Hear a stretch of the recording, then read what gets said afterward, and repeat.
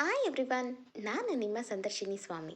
ಮನಸ್ಸೊಲ್ಲದ ಮದುವೆ ಕಥೆಯ ಮುಂದುವರಿದ ಭಾಗ. ಆದಿ ಅವಳ ಕೂದಲನ್ನ ತನ್ನ ಬಾಯಿಂದ ಗಾಳಿ ಊದಿ ಸರಿಸಿ ನೈಸ್ ಫ್ರೇಗ್ರೆನ್ಸ್ ಎಂದು ಹೇಳಿ ಹಿಡಿದಿದ್ದ ಅವಳನ್ನು ಬಿಟ್ಟಿದ್ದ. ಮುಂದೆ ನಕ್ಷತ್ರ ಅವನು ಬಿಟ್ಟ ರಭಸಕ್ಕೆ ಇನ್ನೇನು ಬೀಳುವಳಿದ್ದಳು. ತನ್ನನ್ನು ತಾನು ಸಂಭಾಳಿಸಿಕೊಂಡು ನಿಂತು ಆದಿ ಕಡೆ ನೋಡಿದ್ಲು. ಎಲ್ಲರೂ ಏಕೆ ಏಕೆ ಎಂದು ನಗುತ್ತಾ ಕೂಗುತ್ತಿದ್ದುದನ್ನು ನೋಡಿದ ಆದಿ ಥ್ಯಾಂಕ್ಸ್ ಎಂದು ನಿಂತು ಅವನ ಗುರುವಿನ ಮುಂದೆ ಬಾಗಿ ನಮಸ್ಕಾರ ಮಾಡಿದ. ನಕ್ಷತ್ರಕ್ಕೆ ಸೋತ ಅನುಭವವಾಗಿ ಮುಖ ಸಪ್ಪೆ ಮಾಡಿದಳೆ ವಿನಃ ಬೇಜಾರಾಗಲಿಲ್ಲ. ಬದಲಿಗೆ ಮೈಕಲ್ ಬಳಿ ನಿಮ್ಮ ಶಿಷ್ಯ ಏಕೆ ಅಷ್ಟೇ ನಾನು ಸಮನಾಗಿ ಫೈಟ್ ಮಾಡಬಲ್ಲೆ ಅನಿಸಲ್ವಾ ಮಾಸ್ಟರ್ ಎಂದಳು ಅವನ ಕಡೆ ನೋಡಿ.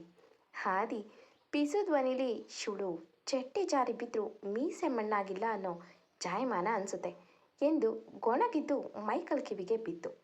ಮೈಕಲ್ ನಕ್ಕು ಸುಮ್ಮನಾಗಿ ಬಾ ಏಕೆ, ನಾನು ನಿನ್ನ ಜೊತೆ ತುಂಬ ಮಾತಾಡೋದಿದೆ ಎಂದು ಕರೆದುಕೊಂಡು ಹೋಗ್ತಾರೆ. ನಕ್ಷತ್ರ ಉಪ್ಪು ಗಂಟಿಗೆ ಹ್ಯಾಂಗ್ರಿ ಮ್ಯಾನ್ ಎಂದು ಮೂತಿ ತಿರುಗಿಸಿ ಹೋಗ್ತಾಳೆ. ಅವಳ ಫ್ರೆಂಡು ಅಚಲ, ನಕ್ಷತ್ರ ಏನೇ ನೀನು ಈಗೆಲ್ಲ ನನ್ನ ಏಕೆ ಹತ್ರ ಫೈಟ್ ಮಾಡಿದೆ ಎಂದಳು ಕಣ್ಣು ದೊಡ್ಡ ಮಾಡುತ್ತಾ. ನಕ್ಷತ್ರ ಉಪ್ಪು ಗಂಟಿಗೆ ನಾನು ಹೋಗಬೇಕು, ಜಸ್ಟ್ ಕ್ವೈಟ್ ಎಂದು ಅಲ್ಲಿಂದ ತನ್ನ ಕಾರ್ನ ಹೋಟೆಲ್ ಗಾಡಿ ತಿರುಗಿಸ್ಲು. ಏಕೆ ಜೊತೆ ಮಾತಾಡಬೇಕೆಂದು ತುಂಬ ಜನ ಕಾದಿದ್ರು. ಬಟ್ ಮೈಕಲ್ ಅವನನ್ನು ಕರ್ಕೊಂಡು ಹೋಗಿದ್ರಿಂದ ಎಲ್ಲರಿಗೂ ಇನ್ನೂ ಸ್ವಲ್ಪ ಈ ರೀತಿ ಫೈಟಿಂಗ್ ಇದ್ದರೆ ಚೆನ್ನಾಗಿತ್ತು ಎಂದುಕೊಂಡು ತಮ್ಮ ತಮ್ಮ ಪ್ರಾಕ್ಟೀಸ್ ಕಡೆ ಗಮನ ಕೊಡ್ತಾರೆ. ತಮ್ಮ ಪರ್ಸ್ನಲ್ ರೂಮ್ನಲ್ಲಿ ಏಕೆ ಮುಂದೆ ಕೂತ ಮೈಕಲ್, ಹೇಳು ಆದಿ, ಹೇಗಿದ್ದೀಯಾ ನೀನು, ದಿಢೀರಂತ ಹೀಗೆ ಬರೋದಕ್ಕೆ ಕಾರಣ ಎಂದರು. ಆದಿ ಕಾಫಿ ಕಪ್ ಹಿಡಿದು ಮಿಸ್ ಆದ್ಯಾಗೋಸ್ಕರ ಎಂದ. ಮೈಕಲ್ ನಕ್ಕು, ಅವಳನ್ನೇ ಸೋಲ್ಸಿದ್ಯಾ ನೀನು, ಹುಡುಗಿರ ಜೊತೆ ಫೈಟ್ ಮಾಡಲ್ಲ ಅಂತ ಗೊತ್ತಿತ್ತು, ಬಟ್ ಇವತ್ತು ಈಗ ಸಡನ್ ಆಗಿ ಹುಡುಗಿ ಜೊತೆ ಫೈಟ್ ಮಾಡಿದ್ದು ನೋಡಿದ ಮೇಲೆ ಅರ್ಥ ಆಯಿತು ನಾನು ಏಕೆ ಕಾರಣ ಇಲ್ಲದೆ ಒಂದು ಹುಡುಗಿ ಜೊತೆ ಅಕ್ಕಡಕ್ಕೆ ಇಳಿಯಲ್ಲ ಅಂತ ಎಂದು ಉಬ್ಬರಿಸಿ, ನೀನು ಇಲ್ಲಿಗೆ ಬಂದಿದ್ದಕ್ಕೆ ಏನೋ ಒಂದು ಉದ್ದೇಶ ಇರಬೇಕು ಅಲ್ವಾ ಎಂದು ನಕ್ರು. ಆದಿ ಕಾಫಿ ಕಪ್ ಇಟ್ಟು, ಮಾಸ್ಟರ್, ಆ ಹುಡುಗಿಗೂ ನನಗೂ ಒಂದು ರೀತಿ ಅವಿನಾಭಾವ ಸಂಬಂಧ ಇದೆ, ಅದನ್ನು ರಿವೀಲ್ ಮಾಡೋಕ್ಕೆ ಸಾಧ್ಯ ಅಲ್ಲ ಸದ್ಯಕ್ಕೆ ಎಂದು ನಕ್ಕು. ಮಾಸ್ಟರ್, ಇನ್ನೇನು ಸಮಾಚಾರ ಎಂದ. ಮೈಕಲ್, ಏನಿಲ್ಲ, ನೀನು ಪ್ರತಿದಿನ ಅಭ್ಯಾಸ ಮಾಡೋದು ಬಿಟ್ಟಿದ್ಯಾ ಎಂದರು. ಆದಿ ಕಿಟಕಿಯಿಂದ ಹೊರ ನೋಡುತ್ತಾ, ಮಾಸ್ಟರ್, ನೀವೊಬ್ಬರೇ ನನ್ನ ಬಗ್ಗೆ ಚೆನ್ನಾಗಿ ತಿಳಿದವರು ಎಂದು ನಗುತ್ತಾ, ಎಲ್ಲಿ ಸಮಯನೇ ಇಲ್ಲ ಮಾಸ್ಟರ್ ಎಂದ. ಮೈಕಲ್, ನಿನ್ನ ಶಕ್ತಿ ಪರಿಚಯ ನನಗಿಂತ ಯಾರಿಗೂ ಪರಿಚಯ ಇಲ್ಲ, ನೀನು ಪ್ರಾಕ್ಟೀಸ್ ಮಾಡೋದು ಬಿಟ್ಟಿದ್ಯಾ, ಬಟ್ ನಿನ್ನ ಪಟ್ಟುಗಳು ಇನ್ನೂ ಸ್ಟ್ರಾಂಗ್ ಇದ್ದಾವೆ ಎಂದು ನಕ್ಕು. ಬಿಡಬೇಡ, ಅದನ್ನು ದಿನದ ಅರ್ಧ ಗಂಟೆ ಆದರೂ ಪ್ರಾಕ್ಟೀಸ್ ಮಾಡು ಎಂದರು. ಆದಿ ನಗತಾ, ಬಿಸ್ನೆಸ್ನಲ್ಲಿ ತಲೆ ಕೆಡಿಸ್ಕೊಳ್ಳೋಕ್ಕೆ ಸಮಯ ಇಲ್ಲ, ಇನ್ನೆಲ್ಲಿ ಟೈಮ್ ಎಂದ. ಮೈಕಲ್, ನನಗೆ ಒಂದು ಹೆಲ್ಪ್ ಮಾಡಬೇಕು ನೀನು, ಇಲ್ಲ ಎನ್ನುವ ಹಾಗಿಲ್ಲ ಎಂದರು. ಆದಿ, ಸಾಧ್ಯ ಆದರೆ ಎಂದ.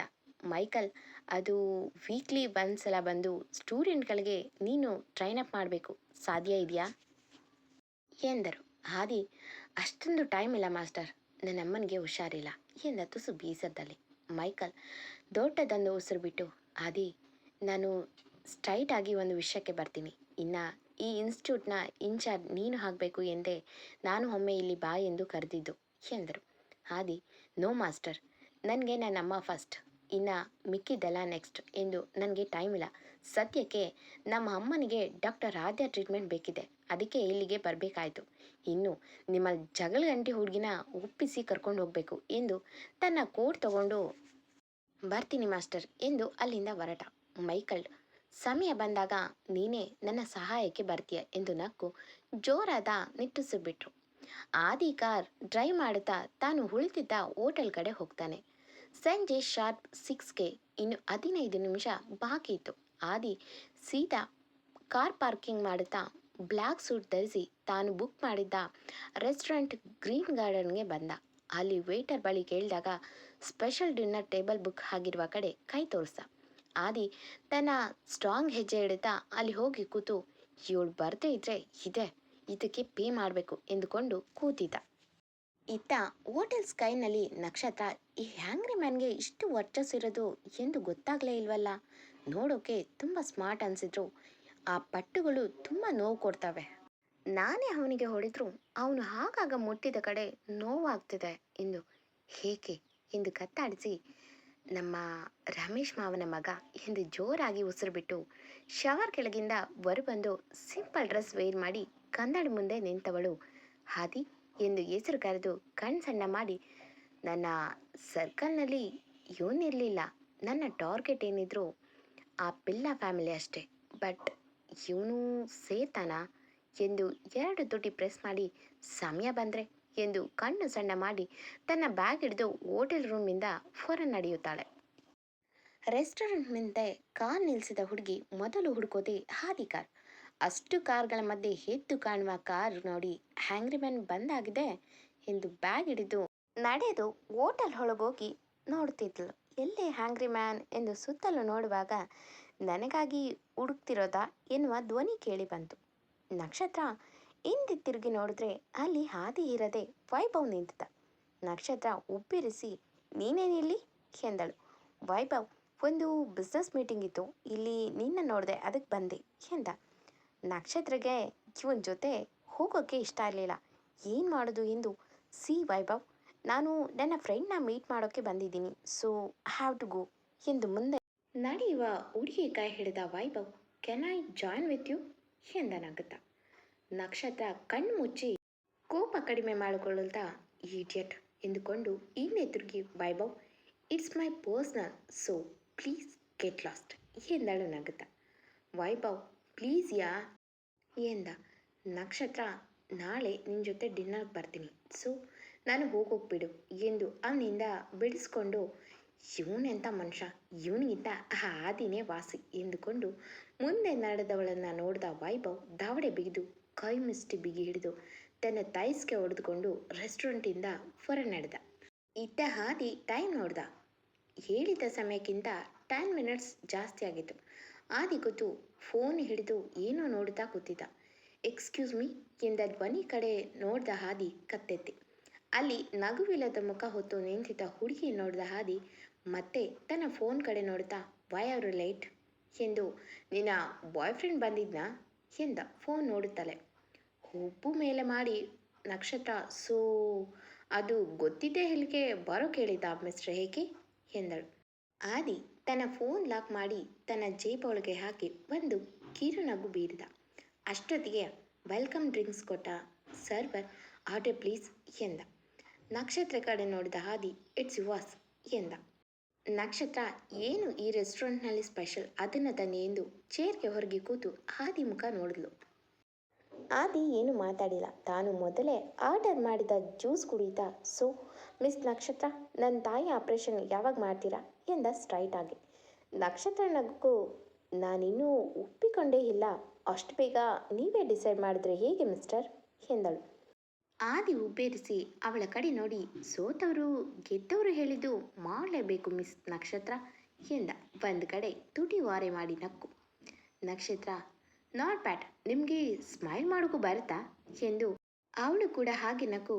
ಒಂದು ಸಿಪ್ ಅವಳು ಜ್ಯೂಸ್ ಕುಡಿದು, ಓಕೆ ಫೈನ್, ನಿಮಗಾಗಿ ಅಲ್ಲ, ರಮೇಶ್ ಅಂಕಲ್ ಅವ್ರಿಗಾಗಿ, ನಿಮಗಿಂತ ಮೊದಲೇ ಅವರು ನನಗೆ ಮೆಸೇಜ್ ಕಳಿಸಿರೋದು, ಸೊ ಅದನ್ನು ಮಾಡಲೇಬೇಕು ಎಂದು. ಸೊ ಮಿಸ್ಟರ್ ಆದಿ, ನಿಮ್ಮ ವೈಫ್ನ ಮೊದಲು ಹುಡುಗಿಸಿ, ಅದರಿಂದ ನಿಮ್ಮ ತಾಯಿ ಆಪ್ರೇಷನ್ ಆದಮೇಲೆ ಬೇಗ ರಿಕವರಿ ಆಗ್ತಾರೆ ಎಂದಳು. ಆದಿ ಮನೆಯಲ್ಲೇ ಇವಳನ್ನ ಹುಡ್ಕೋದಕ್ಕೆ ಹೇಳೋದು ಫನಿ ಅನಿಸುತ್ತೆ ಎಂದು ಗಂಟಲು ಸರಿ ಮಾಡಿಕೊಂಡು, ನೋಡಿ ಮಿಸ್ ನಕ್ಷತ್ರ, ನಮ್ಮ ಅಪ್ಪ ಹೇಳೋದಕ್ಕೆ ಒಪ್ಪಿಕೊಂಡೇ ಇದ್ದಿದ್ದರಿಂದ ಸೊ ನನ್ನ ಡಿಮ್ಯಾಂಡ್ ಚೇಂಜ್ ಆಗಿದೆ ಎಂದ. ನಕ್ಷತ್ರ ಅವನ ಮಾತು ಕೇಳಿ ಇನ್ನೇನು ಎಂದಳು ಹುಬ್ಬು ಗಂಟಿಕ್ಕಿ. ಆದಿ, ಆಪ್ರೇಷನ್ ಆದಮೇಲೆ ನೀವೇ ನಮ್ಮ ತಾಯಿನ ನೋಡ್ಕೊಳ್ಬೇಕು, ಸೊ ಅದು ನನ್ನ ಡಿಮ್ಯಾಂಡ್ ಎಂದ ಹುಬ್ಬಾರಿಸಿ. ನಕ್ಷತ್ರ ತುಸು ಉಬ್ಬು ಗಂಟಿಗೆ ನೋ ಚಾನ್ಸ್ ಎಂದಳು. ಅಷ್ಟೊತ್ತಿಗೆ ಊಟದ ಜೊತೆಗೆ ಜ್ಯೂಸ್ ಕೂಡ ತಂದಿಟ್ಟ ಸರ್ವರ್. ಆದಿ, ಕೂಲ್ ಮಿಸ್ ನಕ್ಷತ್ರ, ಅದನ್ನೆಲ್ಲ ಊಟ ಮಾಡುತ್ತಾ ಮಾತಾಡೋಣ ಎಂದ. ಆದಿ ಮಾತು ಕೇಳಿದ ನಕ್ಷತ್ರ, ಅಷ್ಟಿಲ್ಲದೆ ಹೇಳ್ತೀನಾ, ಇವನ ಹೆಂಡತಿ ಹೋಗಿರದೆ ಇವನ ಟಾರ್ಚರ್ ತಡೆಯೋಕ್ಕಾಗದೆ ಅಂತ ಕಳೆದೋಗಿರುವ ಹುಡುಗಿ ಹುಡ್ಕೊಂಡು ಬಿಟ್ಟು ಈಡಿಯಟ್ ಥರ ನನ್ನೇ ಇವನ ಹೆಂಡತಿ ಥರ ಹ್ಯಾಕ್ ಮಾಡು ಅಂತಿದ್ದಾನೆ ಎಂದುಕೊಂಡಳು ಮನೆಯಲ್ಲಿ. ಆದಿ, ಎಕ್ಸಾಕ್ಟ್ಲಿ, ನಾನು ಅದನ್ನೇ ಕೇಳಿದ್ದು, ನೀವೇ ನೋಡ್ಕೊಳ್ಳಿ, ನೀವು ನನ್ನ ಹೆಂಡತಿ ಆಗೋದು ಬೇಡ, ನನ್ನ ಅಮ್ಮನ ಮುಂದೆ ಆಗಿದ್ರೆ ಸಾಕು ಅಷ್ಟೇ ಎಂದ. ನಕ್ಷತ್ರ ದೊಡ್ಡ ಕಣ್ಣ ಬಿಟ್ಟು, ನಾನು ಮನದಲ್ಲಿ ಅಂದುಕೊಂಡಿದ್ದು ಇವನಿಗೆ ಗೊತ್ತಾಯ್ತು ಎಂದು ನೋಡಿದ್ಲು. ಆದಿ ಕಣ್ಣೊಡೆದು, ನೀವೇನು ಥಿಂಕ್ ಮಾಡ್ತೀರಾ ಎಂದು ಗೆಸ್ ಮಾಡಬಲ್ಲೆ ಎಂದ. ನಕ್ಷತ್ರ ಒಮ್ಮೆ ಅವನ ಮುಖ ನೋಡಿ, ಏನು ಸ್ಮಾರ್ಟ್ ಇದ್ದಾನೆ, ಇವನ ಚಾರ್ಮಿಂಗ್ ಲುಕ್ ಜೊತೆ ಇಷ್ಟು ಸ್ಮಾರ್ಟ್ ಕೂಡ ಎಂದುಕೊಂಡವಳ ಮುಖ ನೋಡಿದ ಆದಿ ಉಸಿನಕ್ಕೂ ತಲೆ ಕಡುವಿ, ಗೆಸ್ ಮಾಡೋ ಕೆಪಬಲ್ ನನಗಿದೆ ಮಿಸ್ ಎಂದ. ನಕ್ಷತ್ರ, ನಾನು ಹೀಗೆಳೆದು ಎಂದು ಅವನ ಲುಕ್ನೇ ನೋಡುತ್ತಾ ತಡವರಿಸಿ ಗಾಬರಿಯಲ್ಲಿ ಅವನ ಜ್ಯೂಸ್ ತಗೊಂಡು ಗ್ಲಾಸ್ ಪೂರ್ತಿ ಖಾಲಿ ಮಾಡಿ ಕೂದ್ಲು. ಕತೆ ಮುಂದುವರಿಯೋದು. ಎಂದಿನಂತೆ ಈ ಸಂಚಿಕೆ ನಿಮಗೆ ಇಷ್ಟವಾಗಿದ್ದರೆ ಕಮೆಂಟ್ ಮಾಡಿ, ಲೈಕ್ ಮಾಡಿ, ಶೇರ್ ಮಾಡಿ. ಹಾಗೆ ನನ್ನ ಚಾನಲ್ಗೆ ಹೊಸಬರಿದ್ದರೆ ಸಬ್ಸ್ಕ್ರೈಬ್ ಆಗಿ ಪಕ್ಕದಲ್ಲಿರುವ ಬೆಲ್ ಐಕನ್ನ ಕ್ಲಿಕ್ ಮಾಡಿ. ಇದರಿಂದ ನನ್ನೆಲ್ಲ ಕತೆಗಳ ನೋಟಿಫಿಕೇಷನ್ ನಿಮಗೆ ಸಿಗುತ್ತೆ. ಧನ್ಯವಾದಗಳು.